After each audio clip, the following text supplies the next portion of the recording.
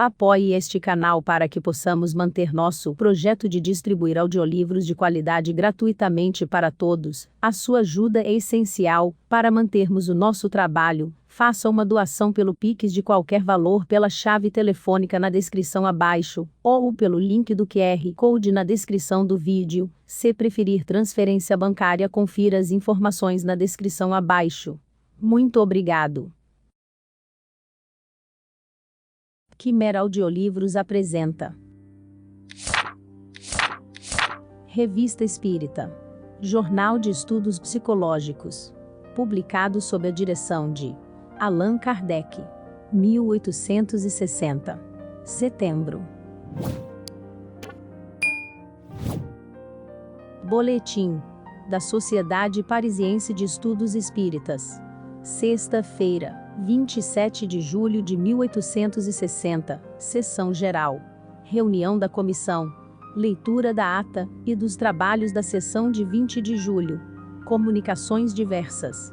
Primeiro, relatório da senhorita P sobre o poema que o senhor de Pori, de Marselha, enviou à sociedade, intitulado Linda, legenda gaulesa. A senhorita P analisa o assunto da obra e reconhece pensamentos de grande elevação, muito bem expressos, mas, salvo as ideias cristãs, em geral nele nada vê, ou vê pouca coisa, que tenha relação direta com o espiritismo. O autor lhe parece mais espiritualista que espírita. Nem por isso, diz ela, sua obra é menos notável, e será lida com interesse pelos amantes da boa poesia. Segundo, Carta do Senhor Décimo. Com uma análise sucinta da doutrina do Senhor Rigolotti, de Saint-Étienne. Conforme tal doutrina, o mundo espírita não existe. Depois da morte do corpo, os espíritos são imediatamente reunidos a Deus. Somente 3 espíritos podem comunicar-se por via mediúnica: Jesus, diretor e protetor de nosso globo, Maria, sua mãe, e Sócrates. Todas as comunicações, qualquer que seja a sua natureza, emanam deles. São os únicos, diz, que a eles se manifestam, e quando lhe ditam coisas grosseiras, pensa que é para o provar. Trava-se uma discussão a esse respeito, assim resumida. A sociedade é unânime em declarar que a razão se recusa a admitir possa o espírito do bem por excelência, o modelo das mais sublimes virtudes, ditar coisas más, havendo uma espécie de profanação em supor que comunicações de torpezas revoltantes, e até obscenidades, como se vê algumas vezes, possam emanar de uma fonte tão pura. Por outro lado, admitir que todas as almas são imediatamente reunidas a Deus depois da morte, é negar o castigo do culpado, porquanto não se poderia pensar que o seio de Deus, que nos ensinam a olhar como suprema recompensa, seja, ao mesmo tempo, um foco de dor para aquele que viveu mal. Se nessa fusão divina o espírito perde a individualidade, trata-se de uma variedade do panteísmo. Num e noutro caso, conforme essa doutrina, o culpado não tem nenhum motivo para deter-se no caminho do mal, sendo supérfluos os esforços para praticar o bem. É, pelo menos, o que ressalta dos princípios gerais, que parecem formar a sua base. A sociedade não conhece bem o sistema do Senhor Rigolotti para o julgar em seus detalhes, e ignora como ele explica uma porção de fatos patentes. O das aparições, por exemplo, aqueles em que o espírito de um parente evocado prova materialmente sua identidade. Seria Jesus então, que simularia tais personagens, seria ainda quem, no fenômeno dos espíritos batedores, viria bater o tambor ou as áreas ritmadas, depois de ter representado o odioso papel de tentador, viria servir de divertimento. A incompatibilidade moral entre o trivial e o sublime, entre o bem absoluto e o mal absoluto. O Senhor Rigolotti sempre se manteve isolado dos outros espíritas, o que é um erro. Para bem conhecer uma coisa é preciso ver tudo, aprofundar tudo, comparar todas as opiniões, ouvir os prós e os contras, escutar todas as objeções, e, finalmente, só aceitar o que a lógica mais severa pode admitir. É o que incessantemente recomendam os espíritos que nos dirigem, e é por isso que a sociedade tomou o nome de Sociedade de Estudos, nome que implica a ideia de exame e de pesquisas. É lícito pensar que o Senhor Rigolotti, caso tivesse seguido este passo, teria reconhecido em sua teoria pontos em notória contradição com os fatos. Seu afastamento dos outros espíritas não lhe permite ver senão comunicações de uma só natureza, e naturalmente o impede de enxergar o que poderia esclarecê-lo sobre sua insuficiência para resolver todas as questões. É o que se constata na maior parte dos médiuns que se isolam, os quais se encontram na condição daqueles que, ouvindo apenas um sino, não ouvem senão um som. Tal é a impressão que a sociedade experimenta a respeito dessa doutrina, que lhe parece impotente para explicar a razão de todos os fatos. Terceiro, menção a uma carta do Dr. Moreri, com novos detalhes sobre a senhorita Godu, e a continuação de suas observações sobre as curas obtidas, e a uma outra do Dr. de Grande Boulogne, sobre o papel dos espíritos batedores. Tendo em vista sua extensão, a leitura foi adiada para a próxima sessão. Quarto, o Sr. Allan Kardec relata um fato interessante ocorrido em sua casa, numa sessão particular. Nessa sessão estava presente o Sr. Rabashi, excelente médium, pelo qual Adam Smith se havia espontaneamente comunicado num café de Londres. Tendo sido evocado através de outro médium, a Sra. Costel, Adam Smith respondeu simultaneamente, em francês, por essa senhora, e em inglês pelo Sr. Rabashi. Várias respostas eram de uma identidade perfeita, e até mesmo a tradução literal uma da outra. Relato de várias manifestações físicas ocorridas com o Sr. B, presente à sessão. Entre outros fatos, o do transporte de uma rolha atirada num quarto, e o de um frasco de água fluidificada, que tinha tão forte odor de almíscar, que impregnou todo o apartamento. Estudos. Primeiro, evocação do muçulmano Seyd Ben Moloka, falecido em Tunis com 110 anos, cuja vida foi marcada por atos de beneficência e generosidade. Suas respostas revelam um espírito elevado embora, durante a vida, não estivesse isento dos preconceitos de seita. 2 ditados espontâneos são obtidos, o primeiro pelo Sr. Didier Filho, sobre a consciência, assinado por Lamennais, o segundo pela Sra. Lube, sobre conselhos diversos, assinado por Paul. Sexta-feira, 3 de agosto de 1860, sessão particular. Reunião da comissão. Leitura da ata e dos trabalhos da sessão de 27 de julho. Leitura de uma carta do Sr. Darcol, através da qual propõe à sociedade fazer uma subscrição para os cristãos da Síria. Fundamenta a proposta nos princípios de humanidade, de caridade e de tolerância, que são a própria essência do espiritismo, e devem guiar a sociedade. Examinando a proposta, e fazendo justiça às boas intenções do Sr. D., a comissão pensa que a sociedade deve abster-se de qualquer manifestação estranha ao objetivo de seus estudos, e que deve deixar cada membro livre para agir individualmente. A sociedade não enxerga nessa atitude nada que possa ser visto com maus olhos, muito ao contrário. Mas, considerando-se a ausência da maior parte dos sócios, em razão da temporada, adia o exame da proposta para a volta. Por sugestão do comitê, a sociedade resolve tirar férias no mês de setembro. Comunicações diversas. Primeiro, carta do Dr. Moreri. Segundo, carta do Sr. Indermulli, membro da sociedade, falando da boa aceitação das ideias espíritas, encontrada entre gente da classe rural. A propósito, cita um opúsculo alemão, intitulado Die Ewigkeit in Genismer, não há mais segredos sobre a eternidade, e que se propõe enviar à sociedade. Terceiro, carta do Dr. de Grande Boulogne sobre as manifestações físicas como meio de convicção. Pensa ele que seria erro considerar todos os espíritos batedores como pertencendo a uma ordem inferior, já que ele mesmo obteve, através de batidas, comunicações de ordem bastante elevada. O Sr. Allan Kardec responde que a tipitologia é um meio de comunicação como qualquer outro, do qual podem servir-se os mais elevados espíritos, quando não dispõem de outro mais rápido. Nem todos os espíritos que se comunicam por batidas são espíritos batedores, e a maioria deles repudia tal qualificação, que só convém àqueles que chamamos batedores profissionais. Repugna ao bom senso acreditar que espíritos superiores venham passar o tempo divertindo uma reunião com demonstrações de habilidades. Quanto às manifestações físicas propriamente ditas, jamais contestou sua utilidade, mas persiste na opinião de que, por si sós, são impotentes para levar à convicção. Ainda mais, diz ele, quanto mais extraordinários os fatos, mais excitam a incredulidade. O que é necessário, antes de tudo, é compreender o princípio dos fenômenos. Para aquele que o conhece, eles nada têm de sobrenatural, e vem apoiar a teoria.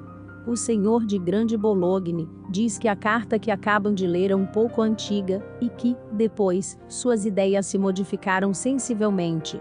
Ele partilha inteiramente a opinião do Sr. Allan Kardec, tendo-lhe a experiência demonstrado quanto é útil compreender o princípio antes de ver. Assim, não admite em sua casa senão as pessoas que já se deram conta da teoria, evitando, desse modo, uma porção de questões ociosas e objeções. Reconhece ter feito mais prosélitos por esse sistema, do que pela exibição de fatos que não são compreendidos. Estudos. Primeiro. Evocação de James Coyle, alienado, morto com 106 anos, no Hospital Saint Patrick, de Dublin, onde se encontrava desde o ano de 1802. A evocação oferece um interessante assunto para estudo sobre o estado do espírito na alienação mental. Segundo, apelo, sem evocação especial, aos espíritos que reclamaram assistência. 2 se manifestam espontaneamente. A grande Françoise, e o espírito de Castelnaudary, agradecendo aos que oraram por eles. Terceiro, um ditado espontâneo é obtido pelo Sr. D., assinado pela irmã Jeanne, uma das vítimas dos massacres da Síria. Sexta-feira, 10 de agosto, sessão geral. Reunião do comitê.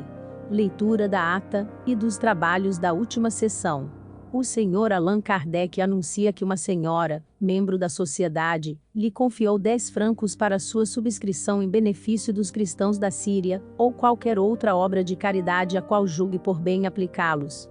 Comunicações diversas.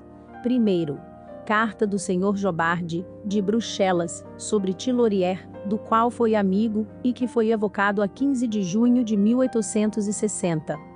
Dá interessantes detalhes sobre sua descoberta, sua vida e seus hábitos, retificando várias asserções contidas na nota publicada, a seu respeito no jornal Patrie. Entre outras particularidades conta, como a audição lhe foi restabelecida pelo magnetismo. Publicada adiante. Segundo, o Sr. B., ouvinte estrangeiro, narra diversos casos de manifestações físicas espontâneas ocorridas com um de seus amigos. Não podendo este comparecer à sessão, o próprio Sr. B. relatará os fatos com mais detalhes, posteriormente. Estudos. Primeiro, perguntas diversas e problemas morais dirigidos a São Luís, a respeito da morte de Jean-Louis Héroli, condenado no lugar do filho, em 1793, devotando-se a ele, para salvar-lhe a vida.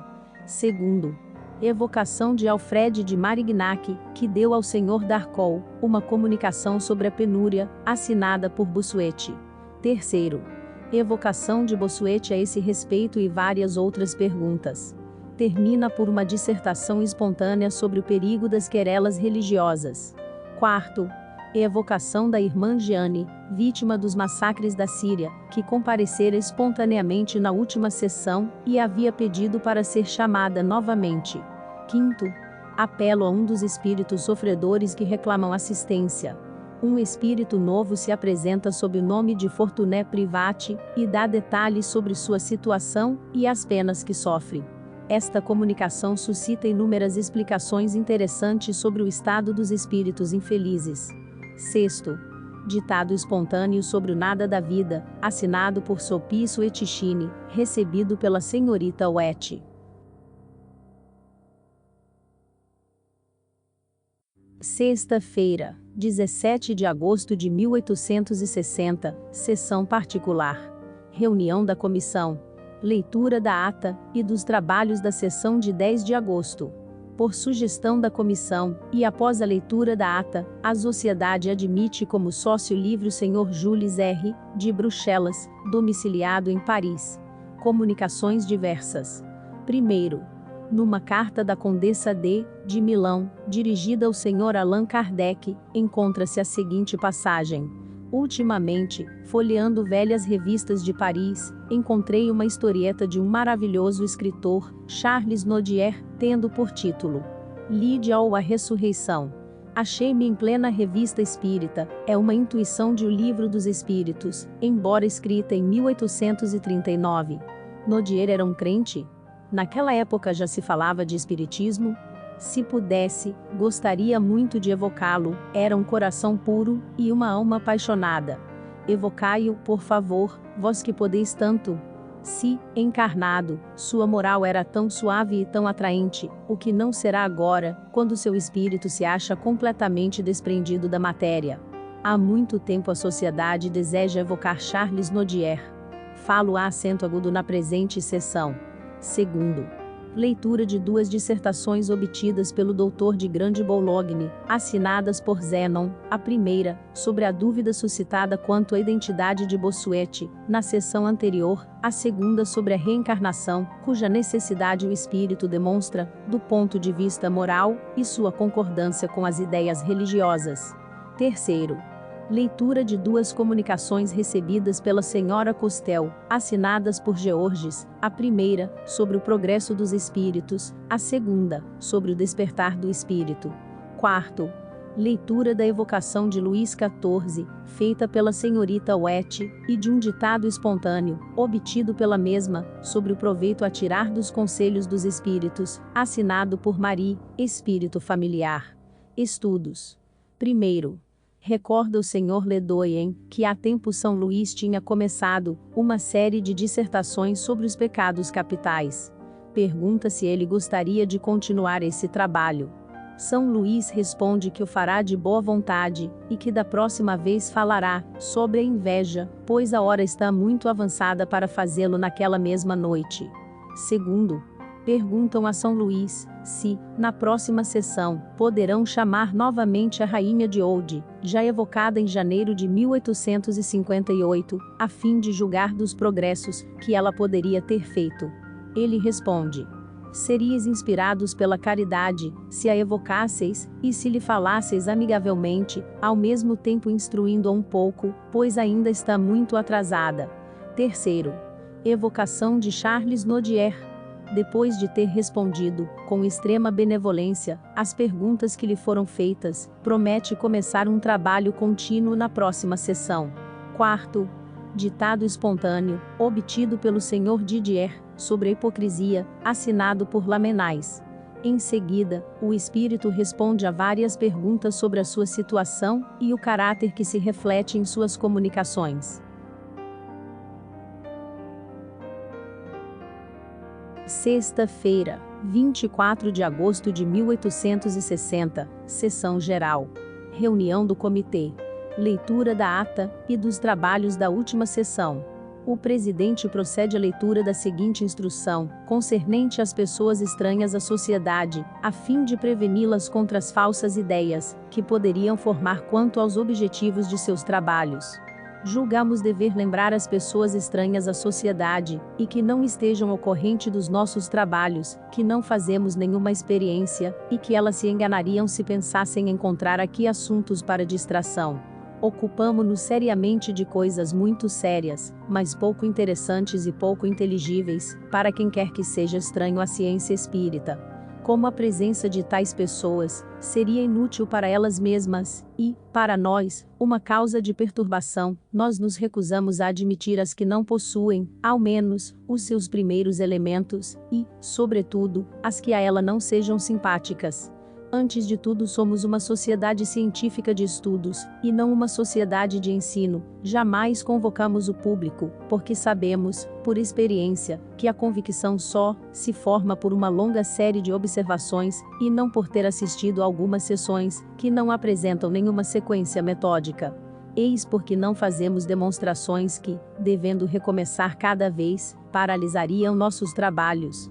Se, apesar disso, aqui se encontrassem pessoas que só fossem atraídas pela curiosidade, ou que não partilhassem nossa maneira de ver, nós despediríamos se lembrassem de que não as convidamos e que esperamos de sua dignidade o respeito às nossas convicções, como respeitamos as suas.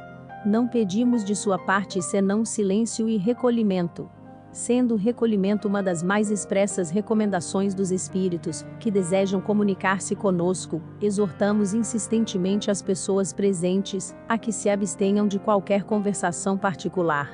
Decidiu a comissão que, embora haja uma 5 a sexta-feira no dia 31 deste mês, a de hoje, 24, será a última sessão antes das férias, e que a próxima será na primeira sexta-feira de outubro. A comissão tomou conhecimento de uma carta com pedido de admissão como sócio livre, do Sr. B, de Paris, mas, tendo em vista que a sessão do dia é geral, o exame fica adiado para depois das férias. Comunicações diversas. Primeiro, leitura da evocação particular, feita pelo Sr. Jules Robe, de Père-Leroy, falecido ultimamente em Beirute. A evocação é notável pela elevação dos pensamentos do espírito, que em nada desmente o belo caráter, de que deu provas em vida, e que é o de um verdadeiro cristão. Ele externa o desejo de ser evocado na sociedade. Segundo, leitura de um ditado espontâneo, recebido pelo Sr. Darcol, sobre os médiuns, assinado por Salles. Obtida na última sessão, essa comunicação não pôde ser lida, porque dela não se havia tomado conhecimento prévio, formalidade que o regulamento prescreve imperiosamente. Terceiro, outro ditado espontâneo, recebido pela Senhora de B sobre a caridade moral, assinado pela irmã Rosália. Quarto, 2 outros ditados espontâneos, obtidos pela Senhora Costel, um sobre as várias categorias de espíritos errantes, e o outro sobre os castigos, assinados por Georges. Estas duas comunicações podem ser classificadas entre as mais notáveis, pela sublimidade dos pensamentos, a verdade dos quadros, e a eloquência do estilo. Serão publicadas, assim como as outras comunicações mais importantes. O presidente faz observar que a sociedade é necessariamente limitada pelo tempo, mas que tudo quanto os membros recebem em particular, desde que o queiram trazer, deve ser considerado como um complemento de seus trabalhos. Não deve considerar como dela fazendo parte apenas o que obtém em suas sessões, mas, igualmente, tudo quanto lhe vem de fora, e pode servir para sua instrução. Ela é o centro, para onde convergem os estudos particulares para o bem de todos, examina-os, comenta-os e os aproveita, se for o caso. Para os médiuns, é um meio de controle que, esclarecendo-os quanto à natureza das comunicações que recebem, pode preservá-los de mais de um engano. Aliás, muitas vezes os espíritos preferem comunicar-se na intimidade, onde necessariamente há mais recolhimento que nas reuniões numerosas, pelos instrumentos de sua escolha, nos momentos que lhes convém e em circunstâncias que nem sempre nos é dado apreciar. Concentrando essas comunicações, cada um aproveita todas as vantagens que elas podem oferecer.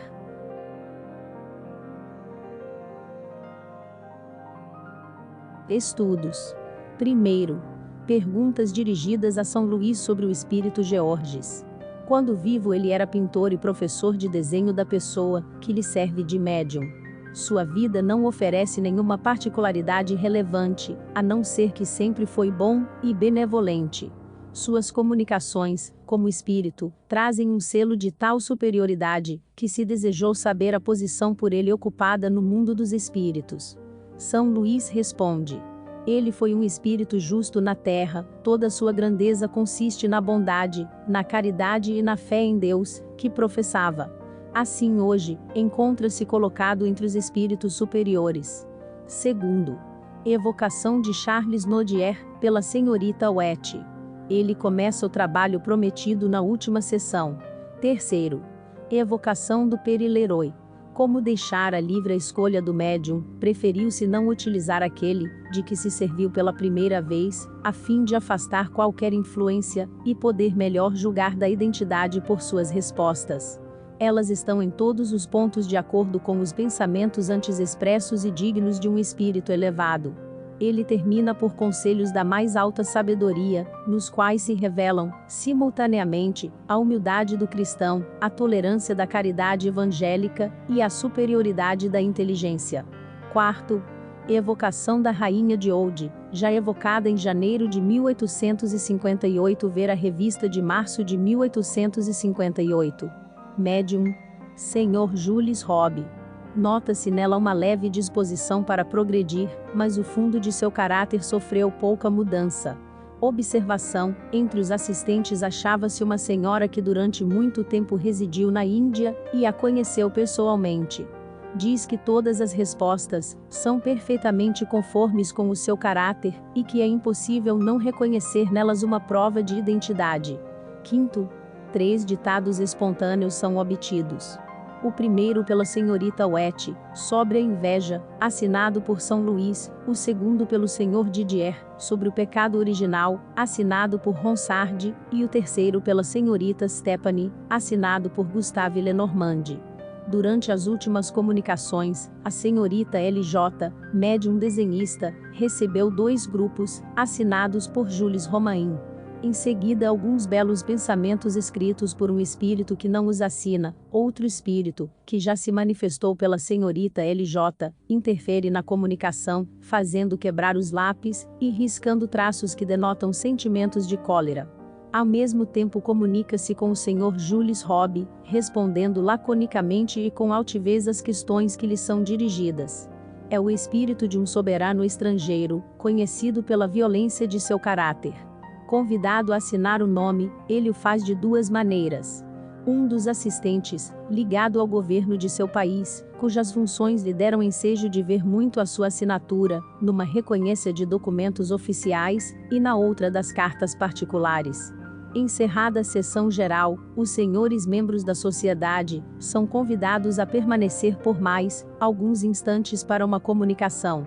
Numa alocução muito calorosa, o Sr. Sanson expressa o reconhecimento que deve ao espírito São Luís, por sua intervenção na cura de um mal na perna, que havia resistido a todos os tratamentos, e deveria levar à amputação.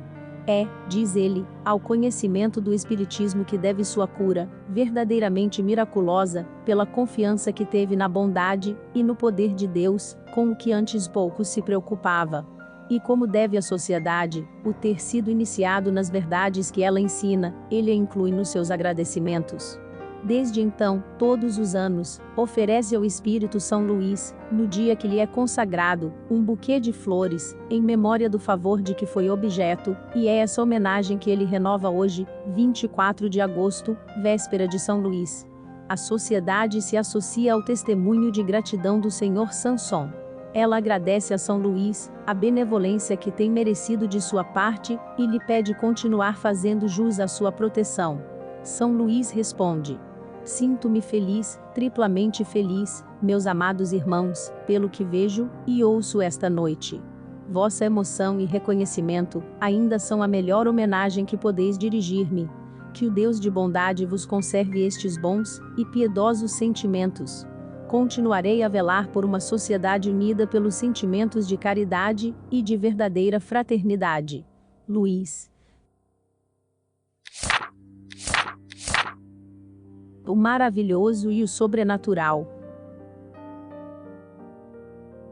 Se a crença nos espíritos, e nas suas manifestações representasse uma concepção singular, fosse produto de um sistema, poderia, com visos de razão, merecer a suspeita de ilusória. Digam-nos, porém, por que com ela deparamos tão vivaz entre todos os povos, antigos e modernos, e nos livros santos de todas as religiões conhecidas? Respondem os críticos, porque, desde todos os tempos, o homem teve o gosto do maravilhoso.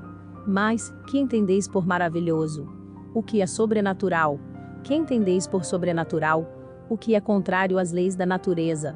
Conheceis, porventura, tão bem estas que possais marcar limite ao poder de Deus?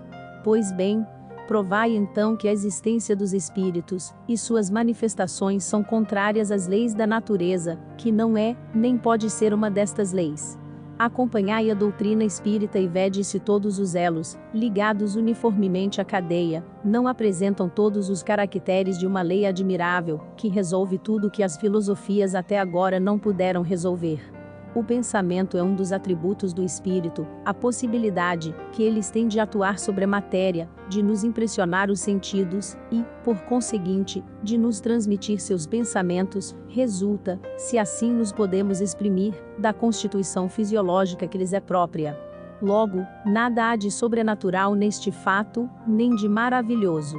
Entretanto, objetarão, admitis que um espírito pode suspender uma mesa e mantê-la no espaço sem ponto de apoio.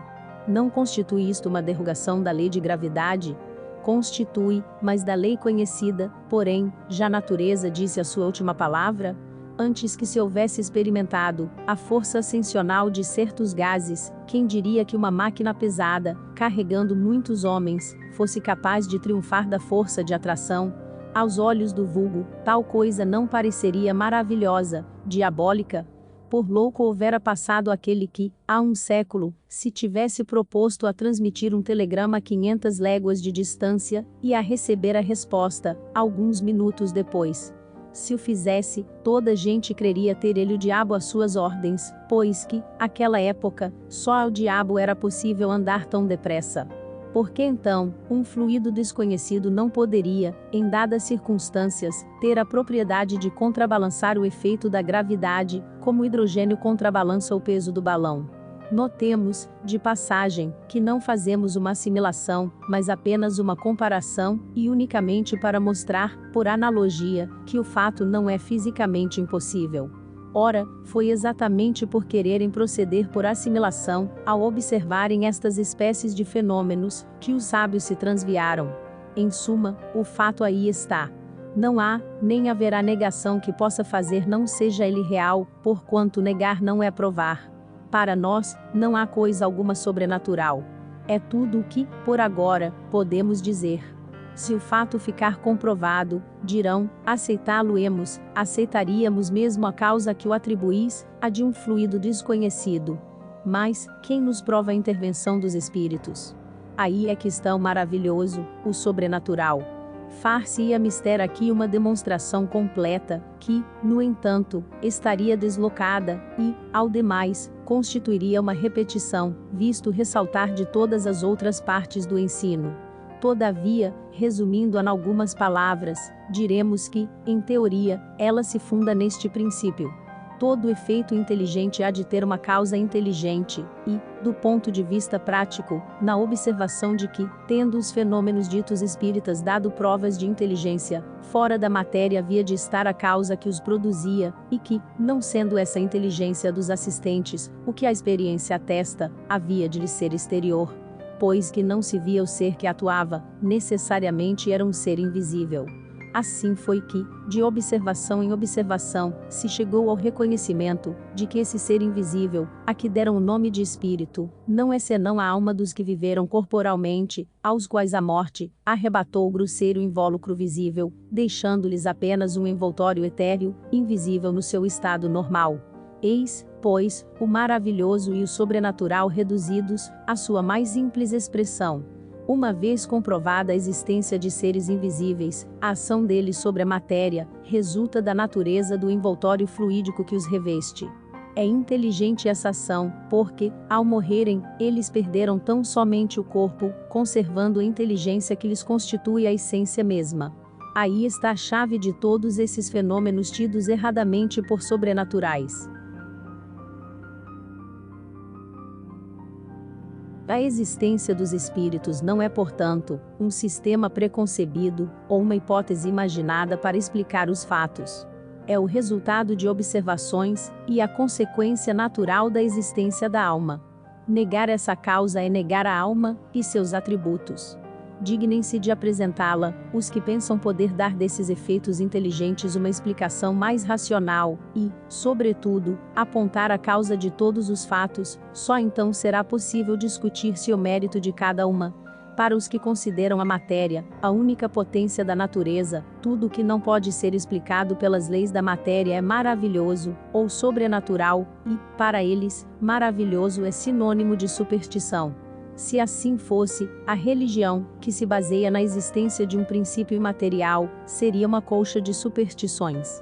Não ousam dizê-lo em voz alta, mas dizem-no baixinho, e julgam salvar as aparências ao admitirem que uma religião é necessária ao povo e às crianças, para que se tornem ajuizados.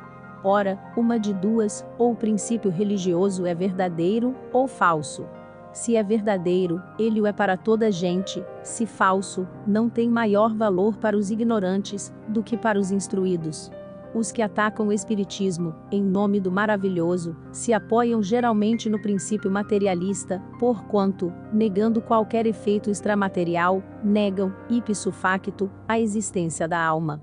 Sondai-lhes, porém, o fundo das consciências, perscrutai bem o sentido de suas palavras e descobrireis quase sempre esse princípio, se não categoricamente formulado, germinando por baixo da capa com que o cobrem, a de uma pretensa filosofia racional.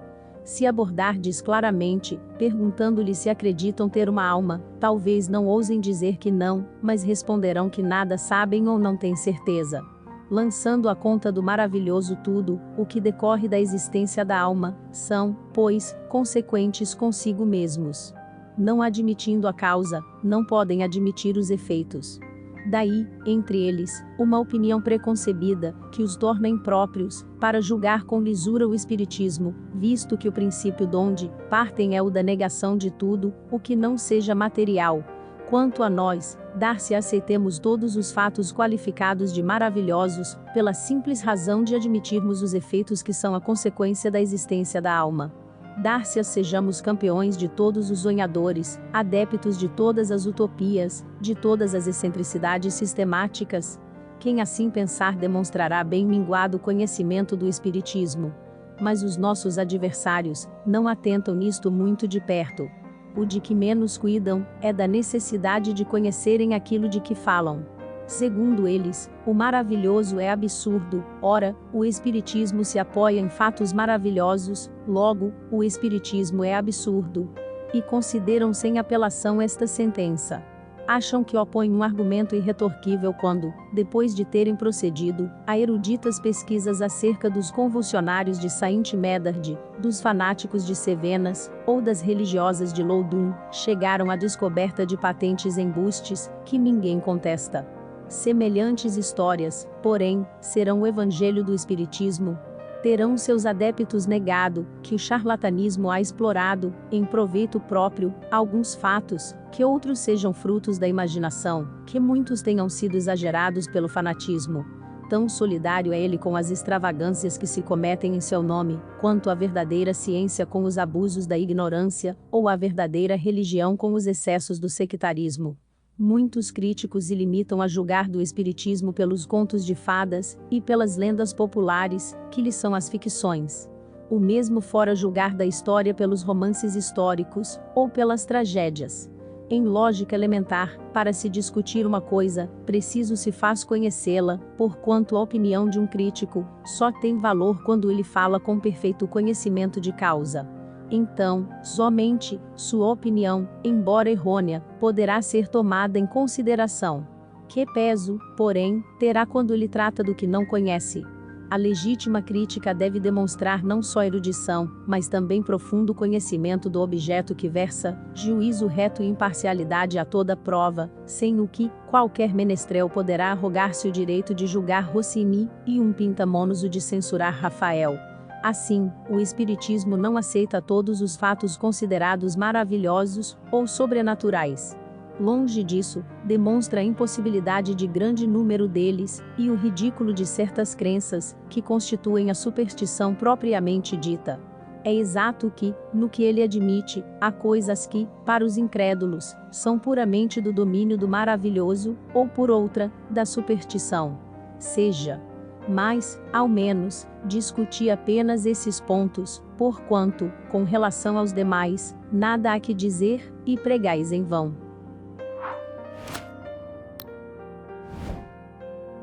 Porém, até onde vai a crença do espiritismo? Perguntarão.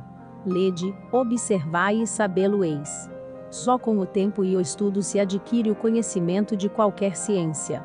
Ora, o Espiritismo, que toca nas mais graves questões de filosofia, e em todos os ramos da ordem social, que abrange tanto o homem físico quanto o homem moral, é, em si mesmo, uma ciência, uma filosofia, que já não podem ser aprendidas em algumas horas, como nenhuma outra ciência. Tanta puerilidade haveria em se querer ver todo o Espiritismo numa mesa girante, como toda a física nalguns brinquedos de criança. A quem não se limite a ficar na superfície, são necessários não somente algumas horas, mas meses e anos, para lhe sondar todos os arcanos. Por aí se pode apreciar o grau de saber, e o valor da opinião, dos que se atribuem o direito de julgar, porque viram uma, ou duas experiências, as mais das vezes por distração ou divertimento. Dirão eles com certeza, que não lhes sobram lazeres, para consagrarem a tais estudos todo o tempo que reclamam. Está bem, nada isso os constrange.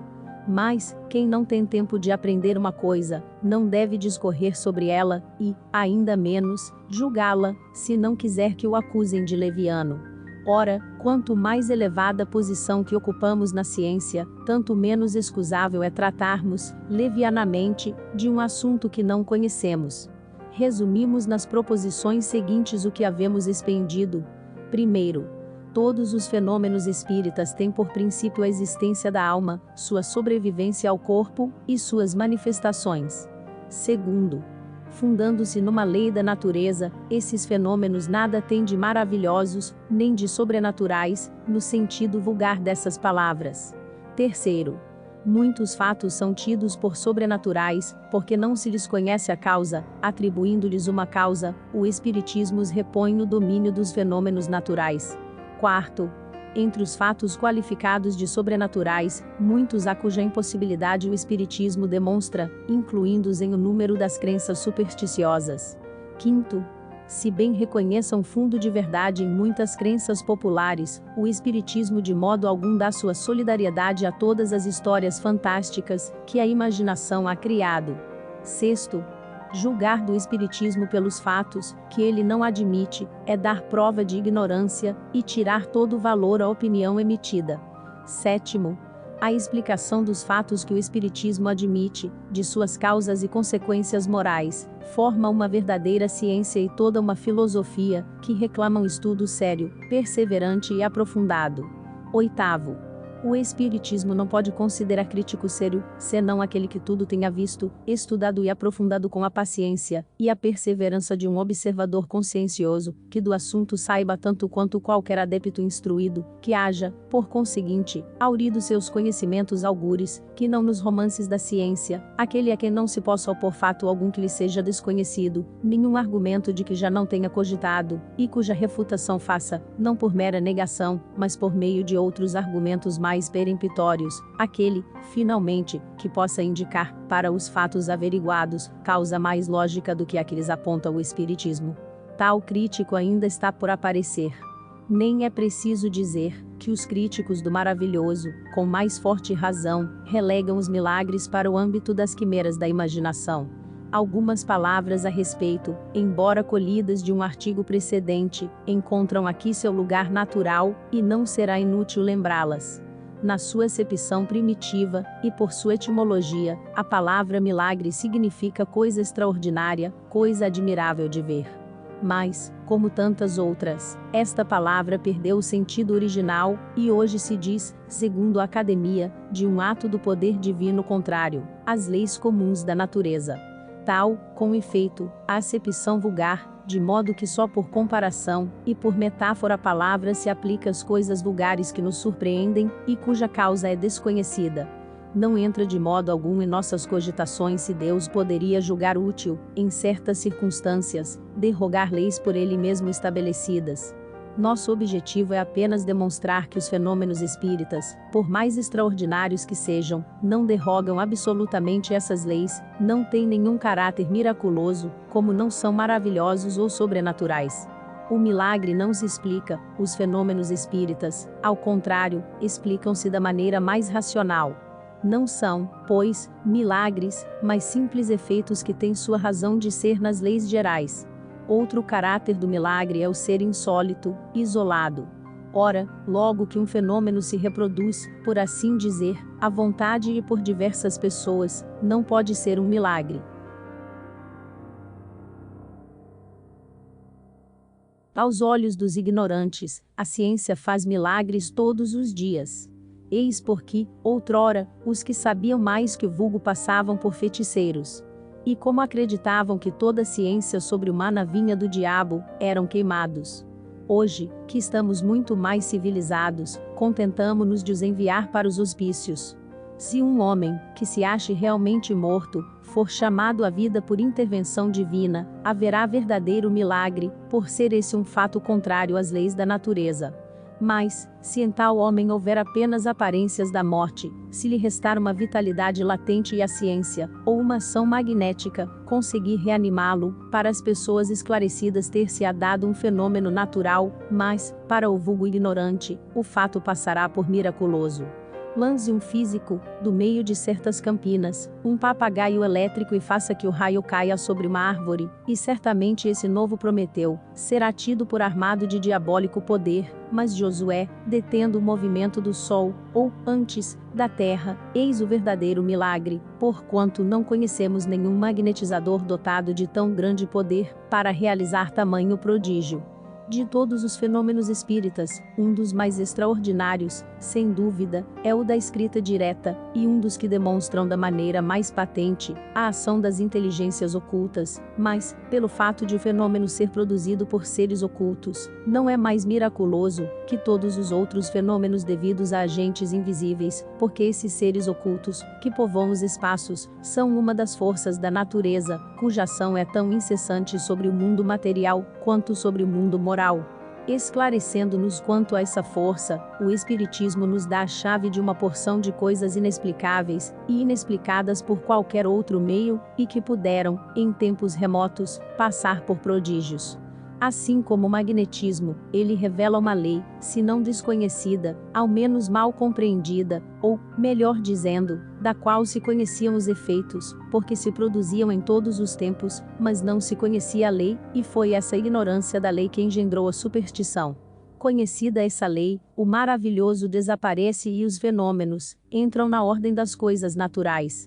Eis porque os espíritas não operam mais milagres fazendo girar uma mesa ou um morto escrever, do que o médico fazendo reviver um moribundo ou o físico fazendo cair o raio. Aquele que, auxiliado por essa ciência, pretendesse fazer milagres, ou seria um ignorante do assunto, ou um charlatão.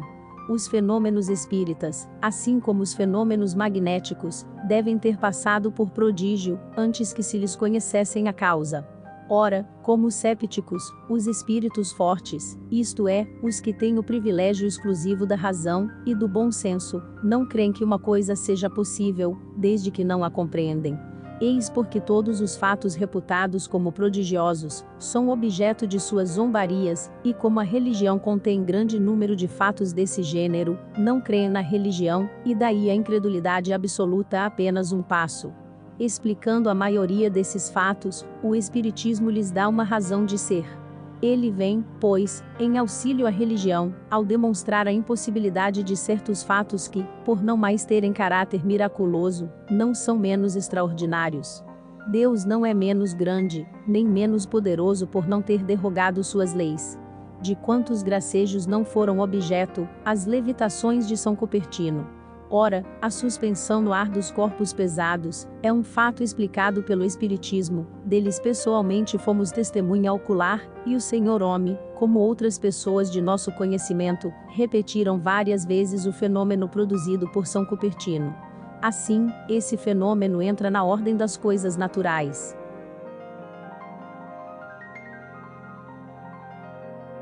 No número dos fatos desse gênero deve-se colocar, em primeira linha, as aparições, por serem os mais frequentes. A de Salete, que divide o próprio clero, para nós nada tem de insólita. Certamente não podemos afirmar que o fato ocorreu, pois não temos a prova material. Para nós, contudo, é possível, desde que milhares de fatos análogos recentes são do nosso conhecimento. Cremos neles, não só porque sua realidade foi por nós constatada, mas, sobretudo, porque nos damos conta perfeitamente da maneira por que se produzem. Queiram reportar-se à teoria que demos, das aparições, e verão que tal fenômeno se torna tão simples, e tão plausível quanto, uma porção de fenômenos físicos, que não são prodigiosos senão pela falta de sua chave. Quanto à personagem que se apresentou em Salete, é outra questão, sua identidade de modo algum foi demonstrada, apenas constatamos que pode ter havido uma aparição, o resto não é de nossa competência. A respeito, cada um pode guardar as suas convicções, com as quais o Espiritismo nada tem de se ocupar. Apenas dizemos que os fatos produzidos pelo Espiritismo nos revelam leis novas, e nos dão a chave de uma porção de coisas que pareciam sobrenaturais. Se algumas delas que passavam por miraculosas, agora encontram uma explicação lógica, é motivo para não haver pressa em negar aquilo que não se compreende. Os fatos do Espiritismo são contestados por certas pessoas, precisamente porque parecem escapar à lei comum, e porque elas não os compreendem. Dai-lhes uma base racional, e a dúvida cessará. Neste século onde não se poupam palavras, a explicação é, pois, um poderoso elemento de convicção. Assim, diariamente vemos pessoas que não testemunharam nenhum fato, que nem viram uma mesa girar, nem um médium escrever, e que estão tão convencidas quanto nós, unicamente porque leram e compreenderam. Se só devêssemos acreditar no que viram os nossos olhos, nossas convicções se reduziriam a bem pouca coisa.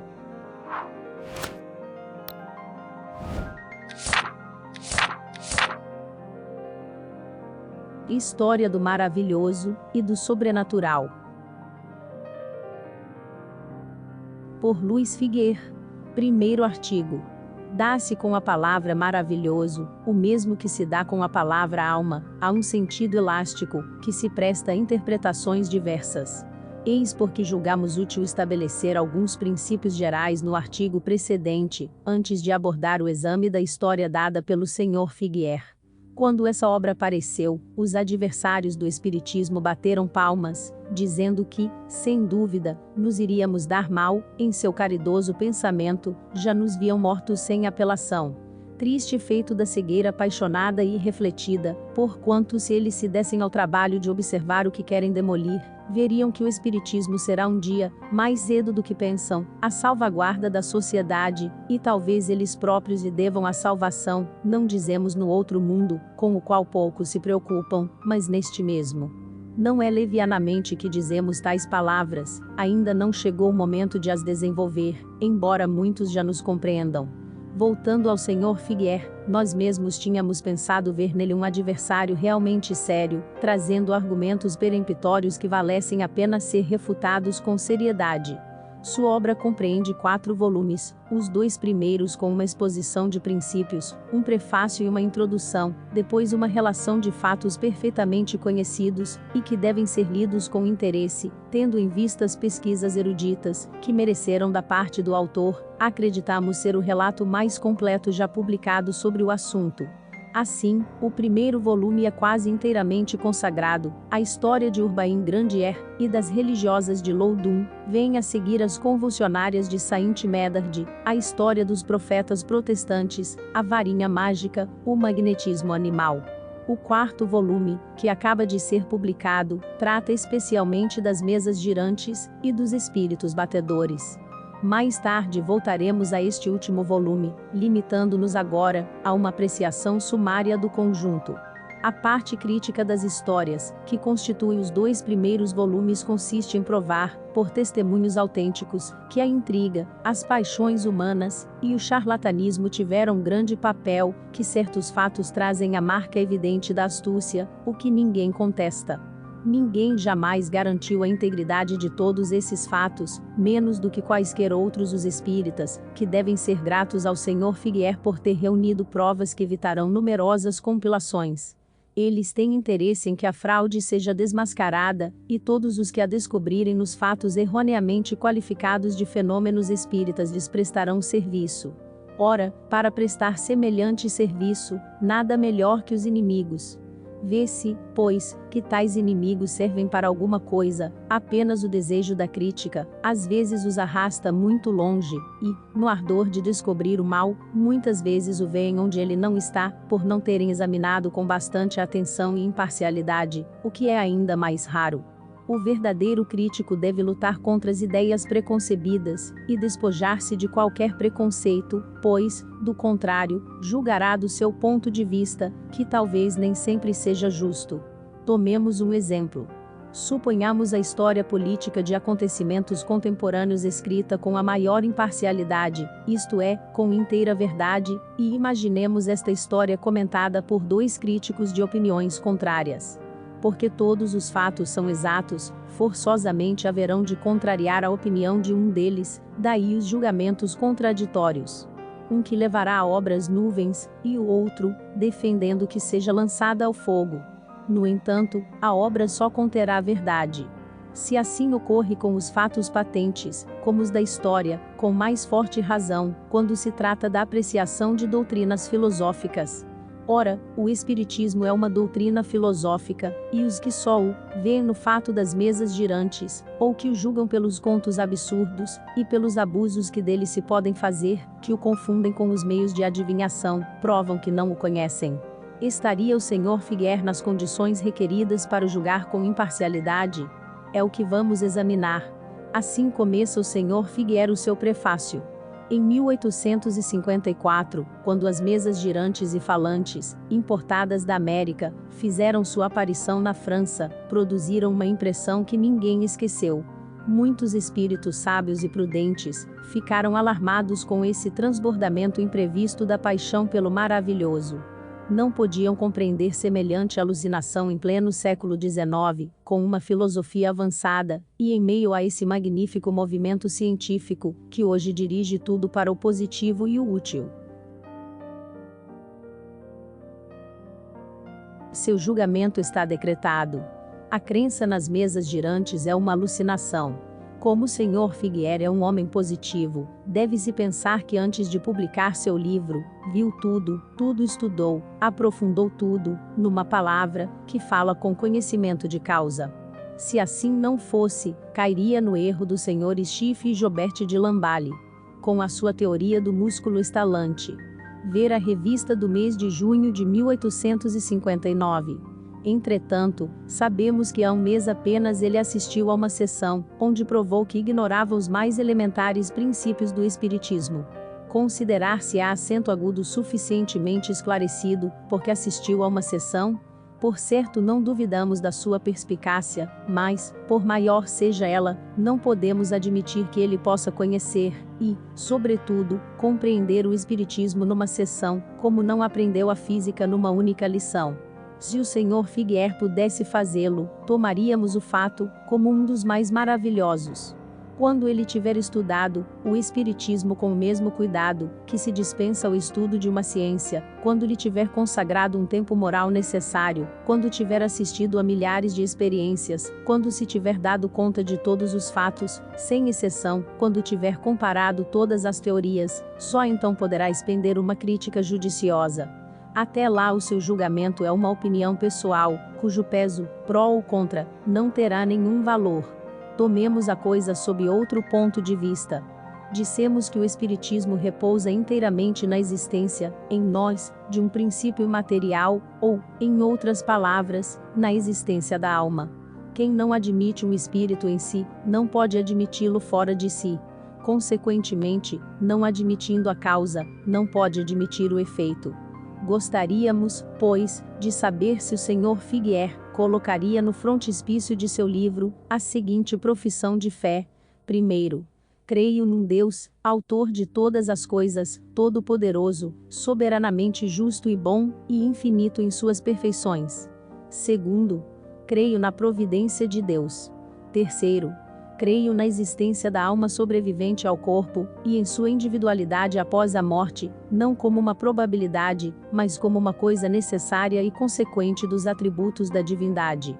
Quarto, admitindo a alma e a sua sobrevivência, creio que não seria, nem conforme a justiça, nem conforme a bondade de Deus, que o bem e o mal fossem tratados em pé de igualdade após a morte, considerando-se que, durante a vida, muito raramente recebem a recompensa ou o castigo que merecem.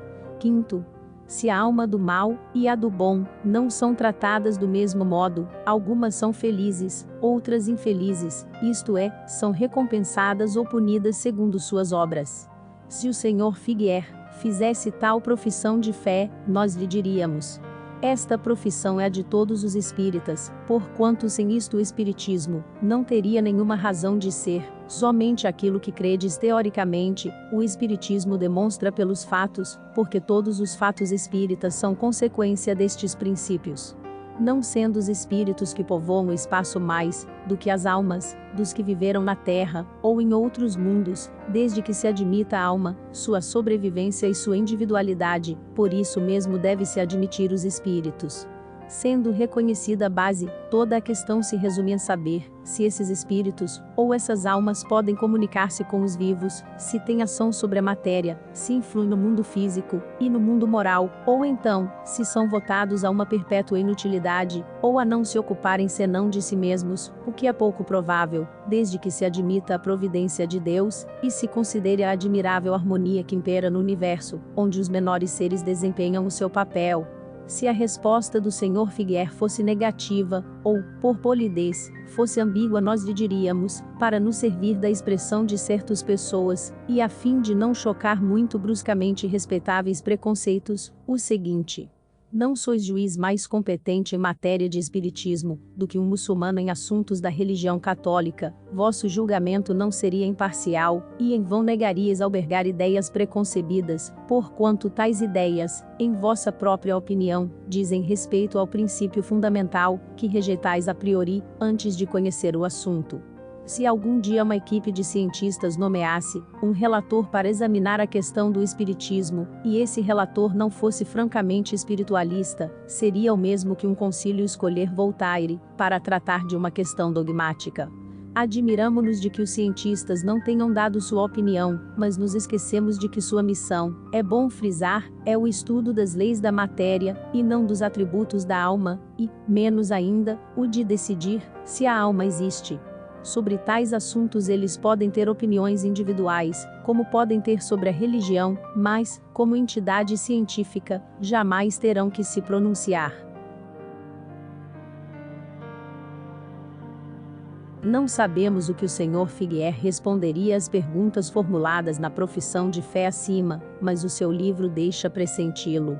Com efeito, o segundo parágrafo de seu prefácio é assim concebido: um conhecimento exato da história do passado teria prevenido, ou, pelo menos, diminuído muito tal espanto.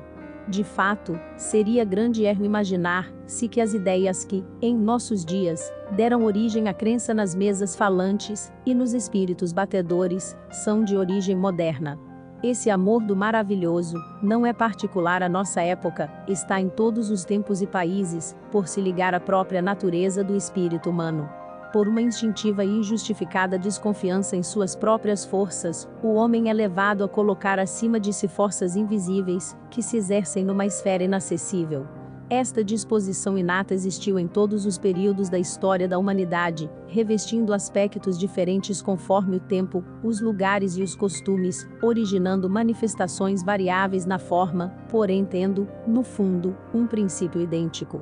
Dizer que é por uma instintiva e injustificada desconfiança em suas próprias forças, que o homem é levado a colocar acima de si forças invisíveis, que se exercem numa esfera inacessível, é reconhecer que o homem é tudo, que pode tudo, e que acima dele nada há. Salvo engano, isso não é apenas materialismo, mas ateísmo.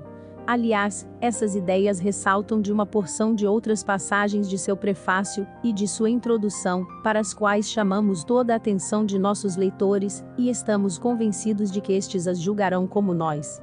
Dir-se-á acento agudo, que tais palavras não se aplicam à divindade, mas aos espíritos.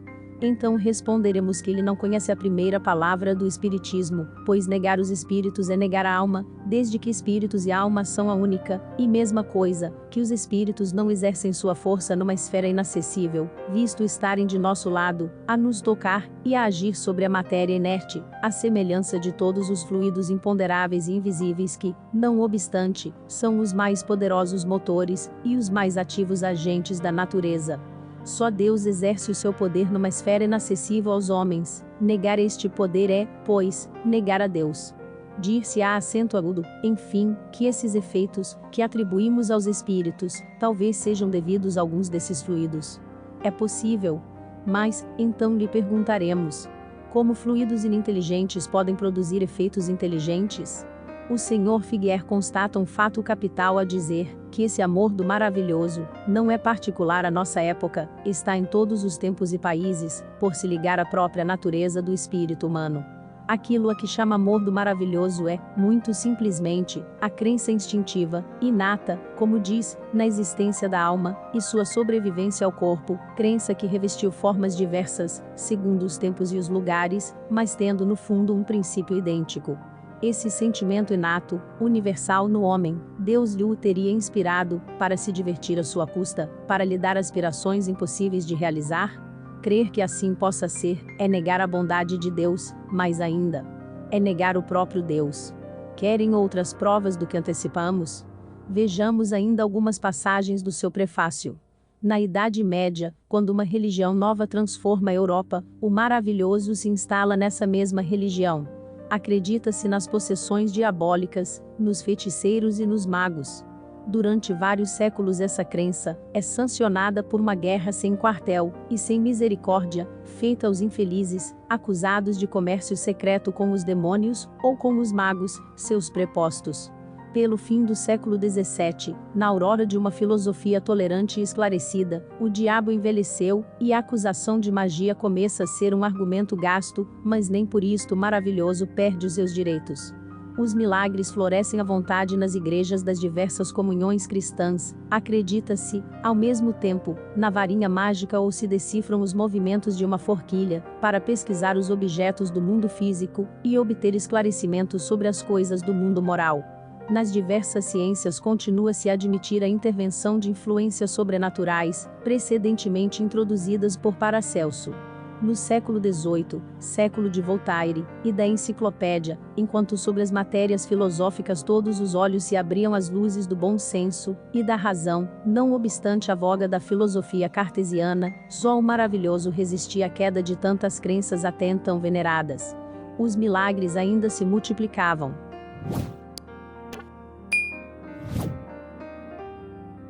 Se a filosofia de Voltaire, que abriu os olhos, à luz do bom senso e da razão e minou tantas superstições, não pôde extirpar a ideia inata de um poder oculto, não seria porque tal ideia é inatacável. A filosofia do século XVIII flagelou os abusos, mas se deteve contra a base.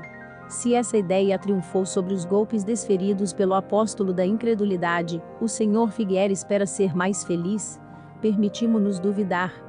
O Sr. Figuier faz uma confusão singular das crenças religiosas, dos milagres e da varinha mágica. Para ele, tudo isto sai da mesma fonte: a superstição, a crença no maravilhoso. Não tentaremos aqui defender essa pequena forquilha, que teria a singular propriedade de servir à pesquisa do mundo físico, em virtude de não nos havermos aprofundado na questão, por uma questão de princípios, só elogiamos ou criticamos o que conhecemos.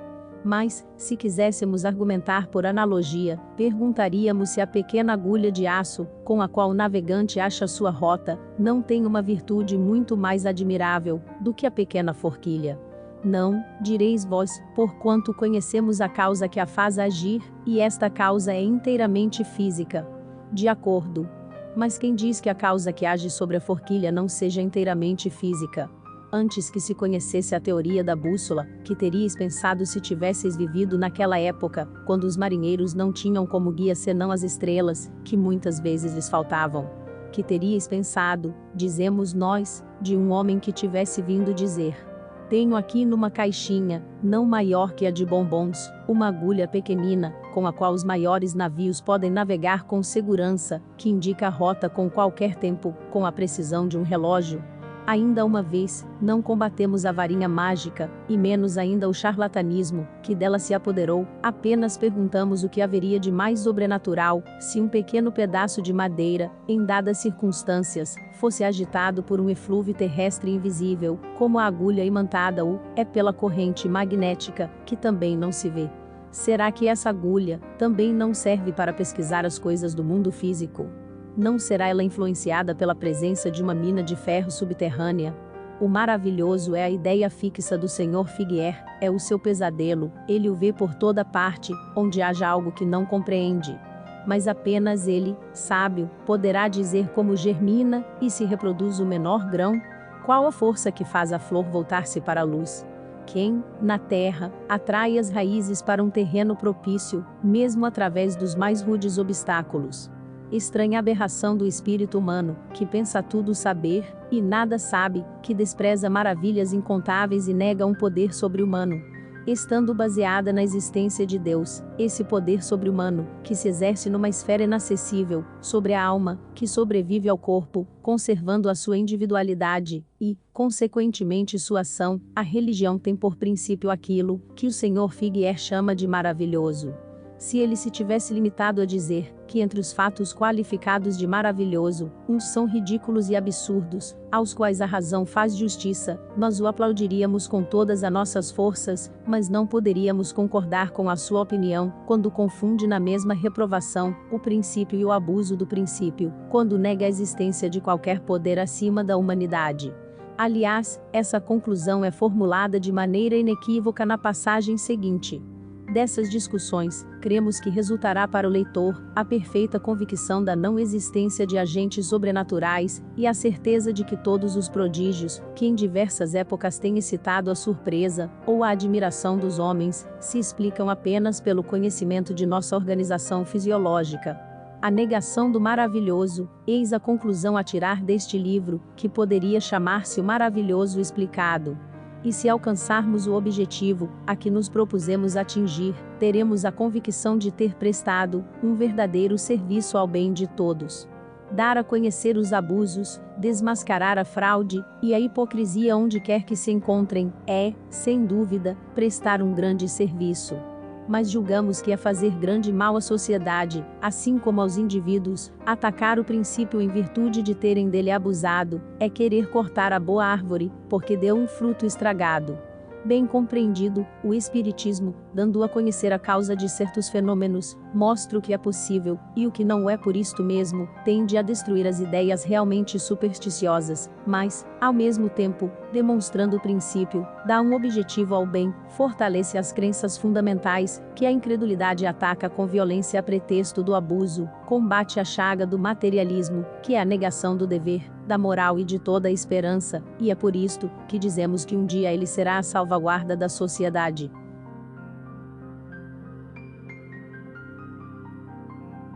Aliás, estamos longe de nos lamentar pela obra do Sr. Figuier. Sobre os adeptos da doutrina ela não poderá ter nenhuma influência, pois eles reconhecerão imediatamente os pontos vulneráveis. Sobre os outros, terá o efeito de todas as críticas. O de provocar a curiosidade. Depois da aparição, ou melhor, da reaparição do Espiritismo, muito se tem escrito contra ele. Não lhe pouparam sarcasmos, nem injúrias. Apenas de uma coisa ele não teve a honra, graças aos costumes do tempo: a fogueira. Isto o impediu de progredir? Absolutamente, pois hoje conta seus aderentes por milhões em todas as partes do mundo, e estes todos os dias aumentam. Para isto, e sem o querer, muito contribuiu a crítica, porque, como dissemos, seu efeito é o de provocar o exame. Querem ver o pró e o contra e ficam admirados por encontrarem uma doutrina racional, lógica, consoladora, que acalma as angústias da dúvida, resolvendo o que nenhuma filosofia pôde resolver, quando pensavam apenas encontrar uma crença ridícula. Quanto mais conhecido o nome do contraditor, mais repercussão tem a sua crítica e mais bem ela pode fazer, chamando a atenção dos indiferentes. A esse respeito, a obra do Sr. Figueira está nas melhores condições. Além de escrita de maneira muito séria, não se arrasta na lama das injúrias grosseiras e do personalismo, únicos argumentos dos críticos de baixo nível.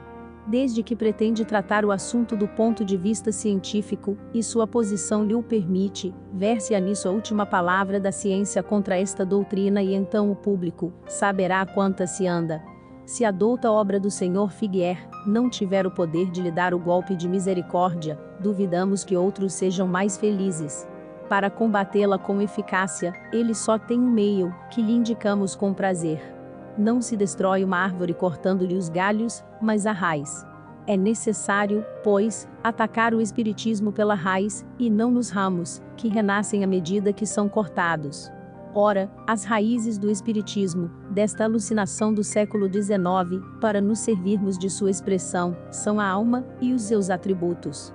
Que, pois, ele prove que a alma não existe e não pode existir, porquanto sem almas não há mais espíritos. Quando tiver provado isto, o espiritismo não terá mais razão de ser, e nós nos confessaremos vencidos. Se o seu cepticismo não chega até esse ponto, que prove, não por uma simples negação, mas por uma demonstração matemática, física, química, mecânica, fisiológica ou qualquer outra. Primeiro, que o ser que pensa em vida é incapaz de pensar após a morte. Segundo, que, se pensa, não deve mais querer comunicar-se com aqueles a quem amou. Terceiro, que, se pode estar em toda parte, não pode estar ao nosso lado. Quarto, que, se está ao nosso lado, não pode comunicar-se conosco. Quinto, que, por seu envoltório fluídico, não pode agir sobre a matéria inerte. Sexto, que, se pode agir sobre a matéria inerte, não pode agir sobre um ser animado. Sétimo, que, se pode agir sobre um ser animado, não pode dirigir-lhe a mão para fazê-lo escrever. Oitavo, que, podendo fazê-lo escrever, não pode responder às suas perguntas, e lhe transmitir o pensamento. Quando os adversários do espiritismo nos tiverem demonstrado que isso é impossível, através de razões tão patentes quanto aquelas pelas quais Galileu demonstrou que não é o Sol que gira em torno da Terra, então poderemos dizer que suas dúvidas são fundadas. Infelizmente, até este dia, toda a sua argumentação se reduz nestas palavras: não creio, logo é impossível. Sem dúvida dirão que a nós cabe provar a realidade das manifestações, nós as provamos pelos fatos, e pelo raciocínio. Se não admitem, nem uns, nem o outro, se negam o que veem, a eles cabe provar que nosso raciocínio é falso, e que os fatos são impossíveis. Em outro artigo examinaremos a teoria do Sr. Figueira. Fazemos votos para que seja de melhor qualidade que a teoria do músculo estalante de Jobert de Lamballe. Correspondência. Ao Senhor Presidente da Sociedade Parisiense de Estudos Espíritas. Senhor Presidente, permiti-me alguns esclarecimentos a propósito de Thilorier e suas descobertas. Ver a revista de agosto de 1860.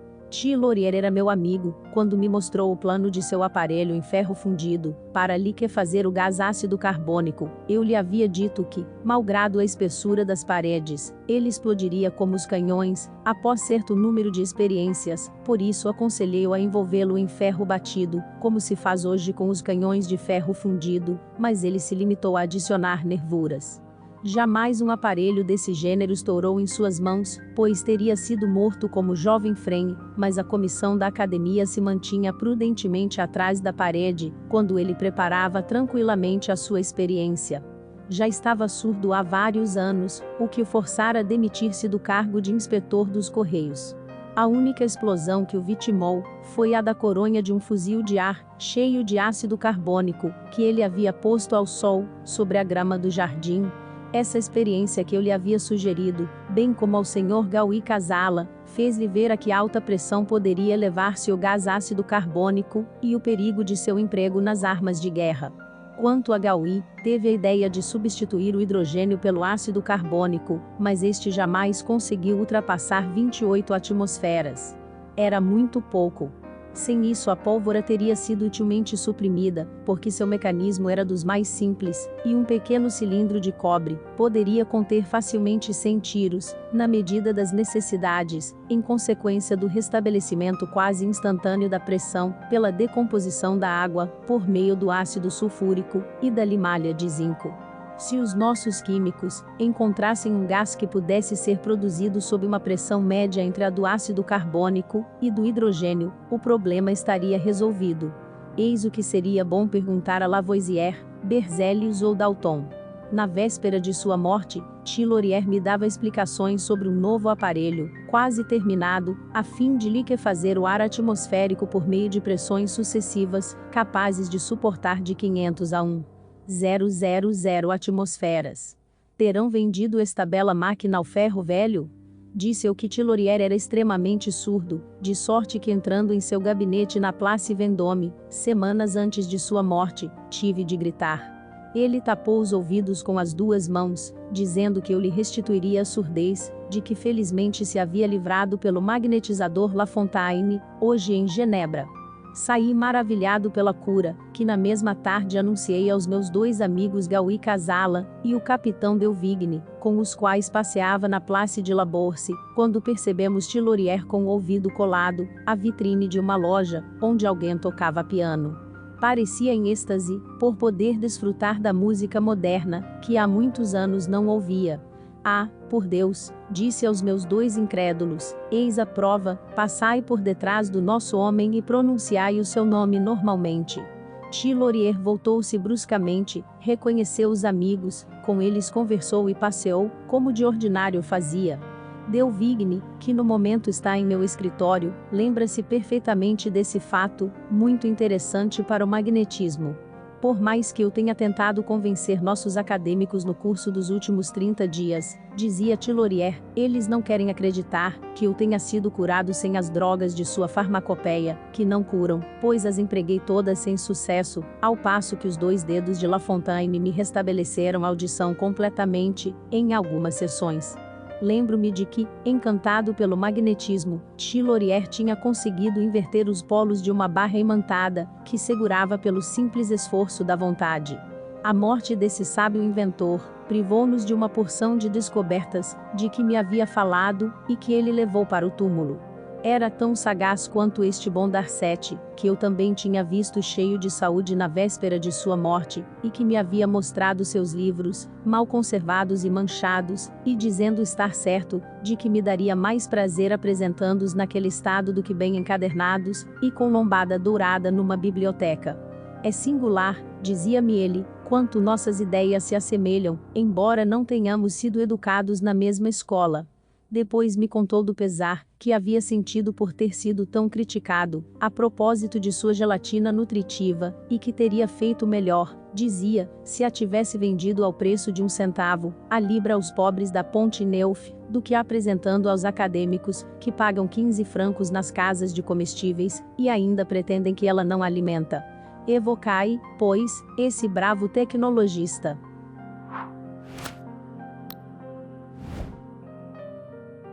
Arago nos ensina que as pretensas manchas do Sol não passam de fragmentos de planetas, que vêm enriquecer-se no foco de eletricidade com os fluidos que lhes faltam, para se constituírem num cometa, que começará o seu curso dentro de 1 século. Esses fragmentos, grandes como a Europa, estão a mais de 500,000 léguas do Sol, e, chegados ao limite extremo de sua atração, quando a Terra tiver descrito cerca de 1/4 de seu percurso sobre a eclíptica, isto é, cerca de 3 meses, estamos a 6 de julho. Esses fragmentos, inseparáveis de sua constelação, terão desaparecido aos nossos olhos. A Academia ocupa-se de nossa memória sobre a catalepsia, que errastes ao lançá-la à cesta das excomunhões. Não importa, a isto voltareis. Aceitai, etc. Jobarde? Observação: agradecemos ao Sr. Jobarde os interessantes detalhes que ele houve por bem nos enviar sobre Thilorier, e que são tanto mais preciosos quanto autênticos. Gosta-se sempre de saber a verdade sobre os homens que se destacaram na vida. O Sr. Jobarde engana-se ao pensar que pusemos na cesta do esquecimento a notícia que o Sr. B nos enviou sobre a catalepsia. Inicialmente, ela foi lida na sociedade, como consta nas atas de 4 e 11 de maio, publicadas na revista de junho de 1860. O original, em vez de ser posto de lado, está cuidadosamente conservado nos arquivos da sociedade.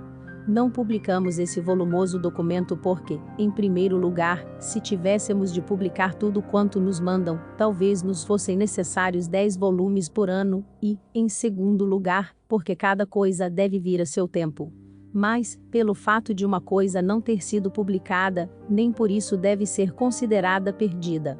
Nada é perdido daquilo que nos comunicam, seja nós, seja a sociedade, e nós o encontramos sempre, para aproveitar no momento oportuno. Eis o de que se devem persuadir as pessoas que desejam enviar-nos documentos. Muitas vezes nos falta o tempo material, para lhes responder tão prontamente e tão extensamente quanto, sem dúvida, conviria fazê-lo. Como, porém, responder em detalhes a milhares de cartas por ano, quando se é obrigado a fazer tudo pessoalmente, e não se tem um secretário para ajudar? Certamente o dia não bastaria para tudo quanto temos de fazer, se não lhe consagrássemos uma parte de nossas noites. Dito isto, como justificação pessoal, acrescentaremos a respeito da teoria da formação da Terra, contida na memória citada, bem como do estado cataléptico dos seres vivos em sua origem, que a sociedade foi aconselhada a esperar, antes de prosseguir tais estudos, a fim de que lhe sejam apresentados documentos mais autênticos. É preciso desconfiar, disseram os seus guias espirituais, das ideias sistemáticas dos espíritos, tanto quanto dos homens, e não as aceitar levianamente, e sem controle, se não nos quisermos expor, mais tarde, a ver desmentido que tivermos aceito com muita precipitação. É por nos interessarmos pelos vossos trabalhos, que queremos vos manter em guarda contra um escolho onde se chocam tantas imaginações ardentes, seduzidas por aparências enganadoras. Lembrai-vos de que somente numa coisa jamais sereis enganados. É naquilo que diz respeito ao melhoramento moral dos homens, aí está a verdadeira missão dos espíritos bons.